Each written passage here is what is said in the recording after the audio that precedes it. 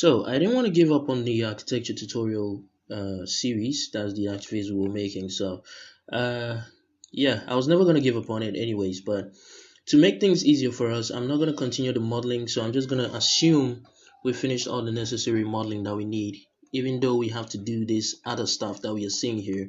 I'm just going to make them available for you. They weren't that difficult. I mean, they weren't difficult at all to make.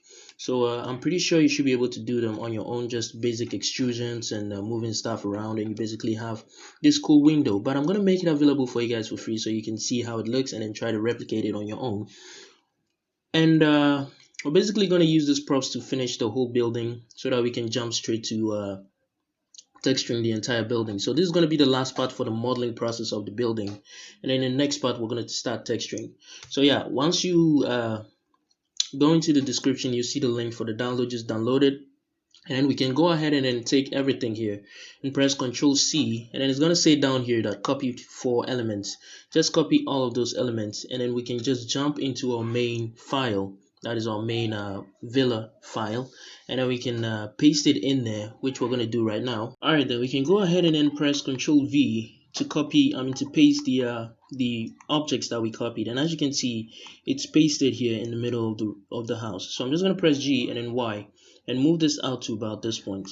And now I'm gonna time lapse through this process of fitting everything in place, but you should basically get the idea of what I'm doing. So I'm gonna begin with this door over here, and I'm just gonna go into front view real quick, and pretty sure it might be of the same size. I'm not sure though, but let's take both doors, okay, including the window. That is this window right here. So let me just go into edit mode and take, okay, that's weird, and take all of these, and I'm going to press P and separate the selection. So that separates this window for us. As you can see, it's a separate object, and then we can take all of these and move this in a y-axis so we can fit it in that area better.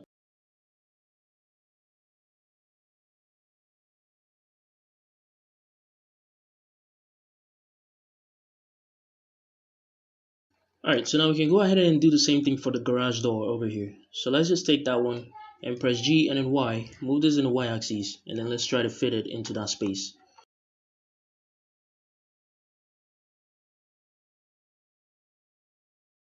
Alright, so this part here doesn't touch the bottom of the building, so I'm just going to go ahead and then do that manually by selecting all of those vertices down there. And I'm just going to press G and then Z and move this down even further. Alright, much better. Now we can go ahead and then do the same thing for the rest of the windows that we see. So I'm just going to time lapse through this one, each and every single one of them.